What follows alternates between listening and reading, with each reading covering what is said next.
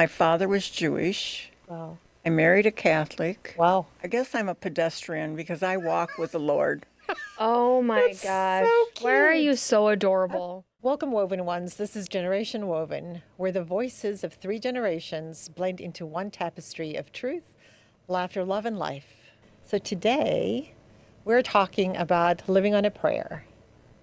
We've all heard that phrase and we've all heard this song from Bon Jovi. But what does it really mean? So here's a question for you. Have you ever reached a place in your life where prayer wasn't just something you did? It was literally all you had. So today we're opening our hearts and we are sharing some of those moments. The moments when life felt impossible, when answers didn't come quickly, and it seemed that God was silent. And when we experience His presence in ways that we never expected. Wherever you are today, please know that you are not alone and that God is faithful, even when you cannot yet see the outcome. So today we're talking about one of my favorite topics. And we haven't really shared our faith journey or what God means to us. Talking about the moments that didn't happen in isolation, they became part of our journeys of knowing God. Judy, what is your journey? What is your journey with God? I think probably there's been many defining moments, but one that is probably stands out to me is I have 5 children, and when the youngest was a few weeks old, our marriage was not going well, and we parted.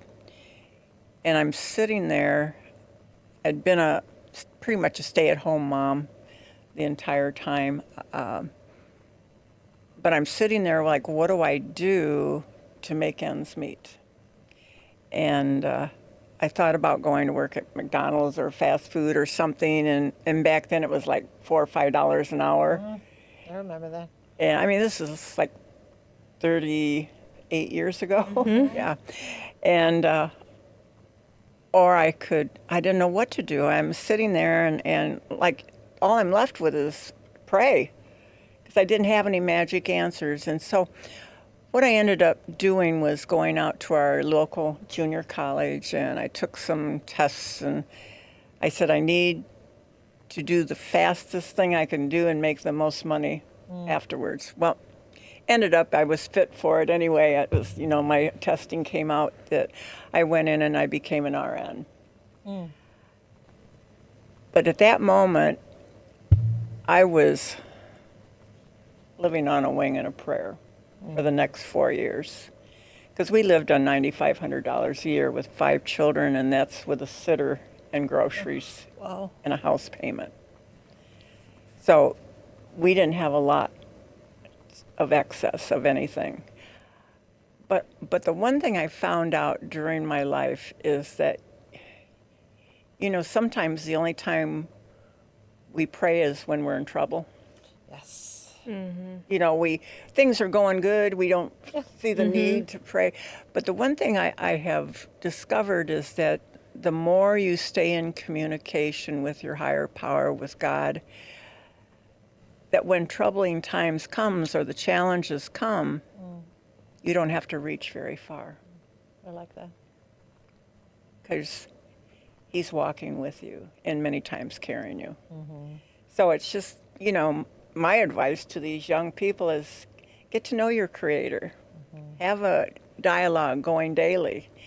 And you'll find that when the challenging times come, that you're not going to have to reach near as far because it's readily available. You have that relationship. Yeah. Yeah. Yeah.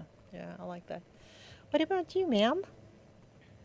Well, although I, went to church growing up and always believed, I was never an active, believer, I guess I would say. It's I believe in God, and that's as far as it went. It was never really understanding what that meant. It was never really praying except for when things were tough. So when, when I was going through something at one point and I lost my car. I had no way to drive. It was, which, when you're at any age, when you have a car and you've got a job and all those things, like, it impacts everything. I couldn't get to work anymore. I couldn't get my daughter anywhere. So I just stayed in my place, didn't go anywhere. Obviously not my own place because I couldn't afford the bills. So I was living with somebody else. And I just was so defeated. And that was when I prayed. But I didn't pray at all any other time. So it was like I had to go through it being really, really, really rough and using prayer in a way of like, God, please, like, give me something, like, help me figure this out. What am I going to do? So I can see how if I would have had that more regularly, then maybe those opportunities would have come before I lost the car, right? All the things that led to it, all the decision I made that left me kind of stranded and without a job and not knowing what my future had, thinking that this is my life, right? I couldn't see the forest through the trees. Well, I always remember, hearing people say, well, when they get down and out far enough, there's only one place to look, and that's up. Yeah. If we just look there the whole time. Right. But it wasn't until, just this past, like, it's almost a year now that I, found my faith again and actively, read devotionals and spend more time. I mean, I'm not perfect. I realized recently, my boyfriend was telling me that he prays every day. And I was like, you do?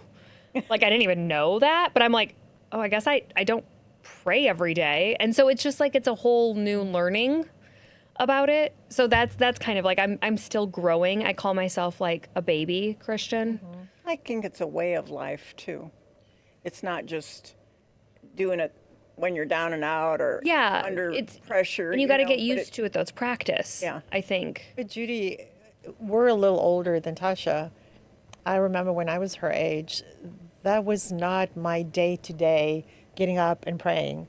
Where I am in my life now, it's my everything, but it's also given me something about understanding who I am, why I'm here, what's my purpose, which I think at 30, there were so many other things. So that was not the highest thing on my priority. But I do remember you said something when we met, and you're saying it's about a year ago, and next month was when Generation Woven was birthed. Tasha had a vision, and we met, and the next day, I think you said, I actually went to go get a Bible. Yes, I did. Well, it was the day after meeting you.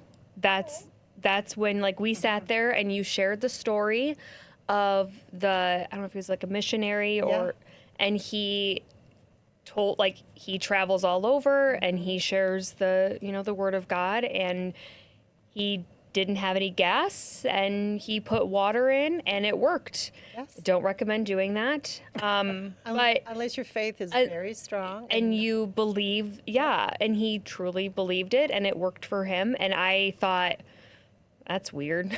Like, there's no way. In my head that night, I was like listening to you and being respectful, but in my head I was like, he's probably making that up. You know what I mean? Because that's where my head went.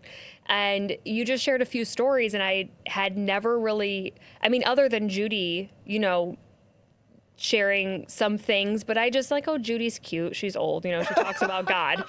And I just wasn't there. Are like that. But I wasn't there. And I'm still growing. Sure. Like, I'm not as strong as, especially you, Narina, like, in some of the conversations that we have. But it was, I think, you speaking the stories that you spoke to where then the next night is when I was like in my kitchen cooking and I was like, oh my gosh. And then it all like came to me. And then I realized some of the behaviors that I'd had over the past year were not very Christian.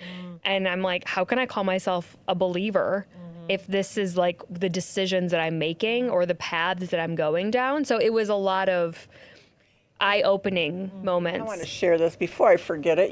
Please do. You girls know how I forget things easily. When I was going to college and we were living on $9,500 a year, I remember one night I always made milk the night before with cold water, so it'd be ice cold in the morning out of powdered milk. To this day, my kids can't stand the thought of powdered milk, but nonetheless, that's what I could afford. So I went to make the powdered milk. There was maybe that much left in the gallon, and I was out of powdered milk. No. And I went to bed, and I'm like, God, I don't have any money coming until Friday, just talking to God, and I can't do anymore. And I just left it in his hands. And the next morning I got up and I thought, what am I going to fix the kids for breakfast? I opened the refrigerator door, and here's almost a full gallon of milk. That's my God. And I swear to God. And I believe you. I believe like, that. and that's, if I didn't know Judy, like I didn't know you and you, that person, I was like, they probably really didn't do that. But I believe it now because I'm closer. Yes. Yeah. And I see the great things that do come. And it's not huge things. Yeah. It's Sometimes subtle it things. is. And sometimes it is. But I mean, that gallon of milk was as big a blessing. It's what you needed. And that's, I think those moments are probably, you probably have a moment that stuck with you where you realized how real, your relationship and God is. So that's kind of like your moment where you're like, okay, wow, like my belief really brought this for me. So before we jump back in, we want to ask you something, just a quick favor. Every month, over 7,000 people watch Generations Woven from everywhere, literally all over the world. But only 3% are actually subscribed. So if these conversations have helped you feel seen, encouraged, or connected somehow, we want to ask you a favor. Why don't you just hit that subscribe button? It is completely free, and it's a way to support us. It helps us keep bringing on meaningful guests and reach more women who may need this community right now. Do it for a friend. Thank you. Well, let me tell you another quick story about the same guy. And he became a citizen, I believe, at the end of last year. Now, he does not speak English. You have to understand that. Oh. He was raised in the mountains and speaks Spanish. But there was a calling on his life. And when he had to go and get his citizen test, you have to know, because I went through that many, many, many years ago when I became a citizen, you need to know some things about the United States of America and the Constitution, which he did not. And he told us the story a couple of times, and he said he was sitting in front of the guy getting ready to take this test, and I don't remember exactly why that day he had to do it, but there was a pending something that if he didn't do it that day, it was going to be too late.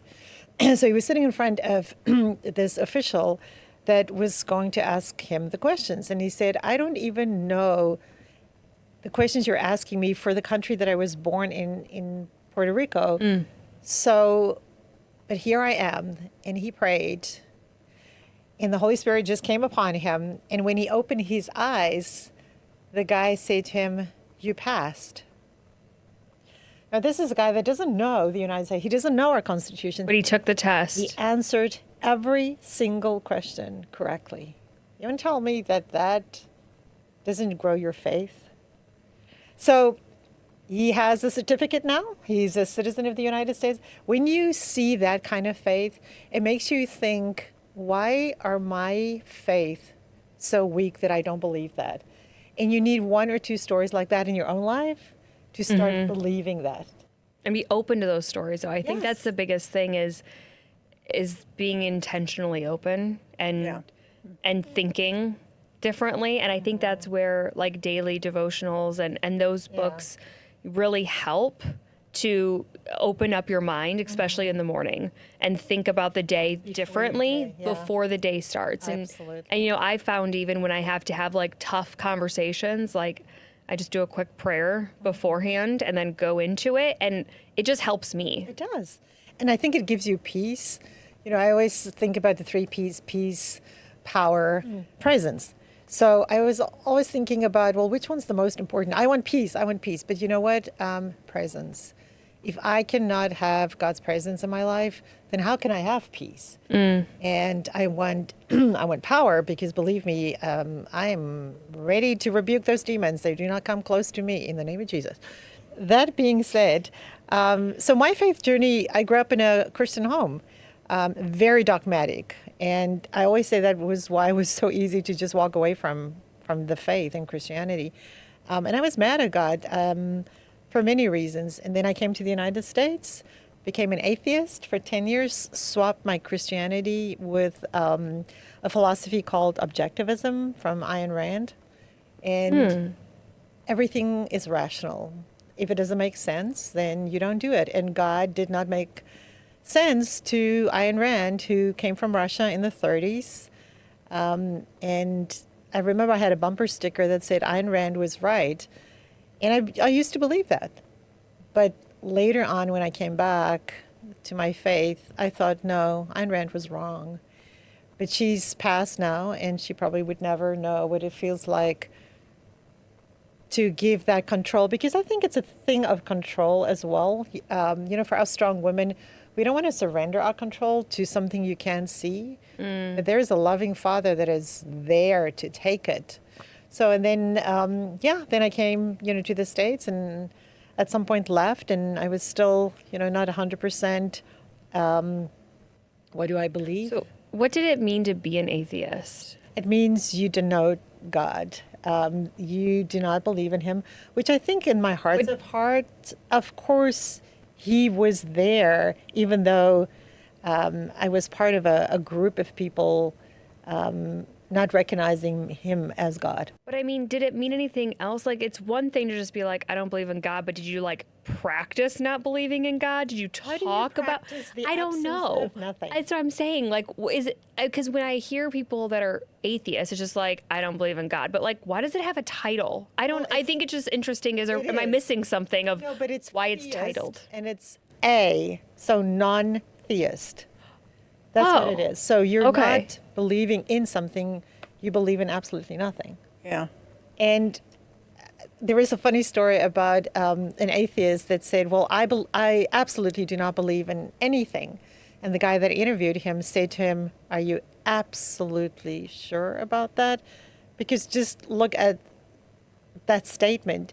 Yeah. If nothing is absolute, then you can absolutely not believe in nothing.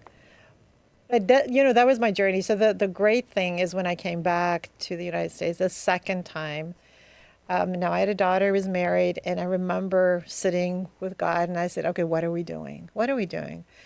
And that is where my sister bought me a really thick, but it was very small, just a paper version of, I think, the New King James. Man, that thing fell apart. I still have it today. Because that's where I really got to know who is God. And I want to say the last 5 years, I went to a church, which is not an easy church. But man, if you want to know who you are, why you are here, what is your purpose, you need a lot of teaching. You need a strong Bible. You need to run to that book. You just need to run to that book because it reads you. You think it's a book, it's not. It's living. And sometimes I'll go through something and I need an answer and I will read something and I'm like, how did you know? How did you know that was what I needed? But that's the power of that book. So I'm glad. That's why I use a study Bible, because then it explains it. Yes. I'll look up the verse, but then it's like, okay, what does that mean down here? No, but Tasha, that's wonderful. I have a study Bible like that. And man, it looks like a coloring book because I highlight it and I write dates and everything that has happened in my life definitely the last 15 years is in there. And one day I'm going to give it to my daughter and go, yeah, that was my life. And you were part of all those. Somebody asked me, what religion are you? Yeah. And I said, Oh, me? no, me. Oh, you? My mother was a Protestant. My father was Jewish. Wow. I married a Catholic. Wow.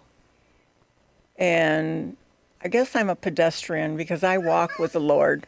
Oh my gosh. so Why are cute. you so adorable? I love A that. pedestrian. I mean, my faith is solid. I stand on the rock. Oh. But I don't know if it's about an institution, a building, or I'm a pedestrian. I walk with the Lord. I love that because me, I say Christian, But I will tell you, I don't know the difference between them all. Like, I don't, it's just not something that I've like dove into. Like, okay, I talk with God. I believe in God. I pray. That's where I'm at. I call myself a Christian because it seems like the most like basic entry. I don't have to have a lot of rules or knowledge of like the actual religion itself. Yeah. I just believe. So that's kind of where I like the pedestrian one. I love the pedestrian. I think part of the problem with what you're saying is there are so many gods out there. So if somebody says, I'm a believer, it's like, well, believe in what? And there are so many gods out there. If somebody asked me, what do you stand, or where do you stand as far as your beliefs? I would say, I'm a Christ follower because I have a relationship with him. Jesus is king. That's who I believe. I've seen him in my life. I speak to him every day. And that's who I am. And I have to let Judy speak to this incredible devotional that she is reading from, or that she showed us this morning, because she shared it. We share devotions in the morning between the three of us. And she posted this, and when I was reading through what she posted, I'm like, this is perfect. It is for today. So Judy, Well, share. first of all, I have to preface it with it's by Karen Casey. I don't know if all of you are familiar with her. She's written many books.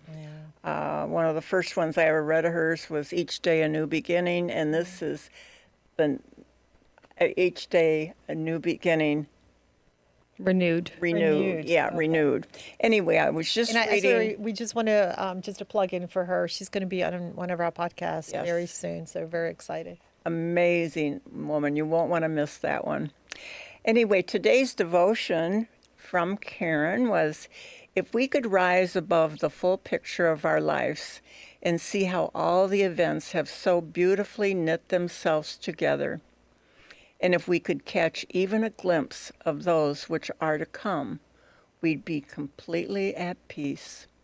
We have woven a beautiful tapestry, combining all the colorful events of our lives, and the tapestry's full beauty has yet to be revealed in its completeness. The opportunity for growth that presents itself today is just another beautiful thread in the tapestry of our lives. Be grateful for it, for we aren't done yet. Ooh, wow. How woven is that? Oh, that is Beautiful. so beautiful. How generational is that? Yeah. So Oh perfect. my goodness. It was a great one for today for was- recording. You want to tell me that was not that was a coincidence? So maybe today you feel like you're living on a prayer. Maybe you're carrying heartbreak, uncertainty, fear, or questions that seems to have no answers. We want you to know that we've been there too. Not because we've figured it out, definitely not, but because we've learned that God remains faithful through every single season. Prayer isn't about having the perfect words. It's about bringing your heart before a loving Father that is just waiting for you to connect. That's all he wants, just your heart. So thank you for joining us on Generations Woven. And if this conversation encouraged you, we'd love for you to share it with somebody who may need some hope today. Keep weaving your story with God's faithfulness, one generation to the next. Until next time, God bless. There's an invisible thread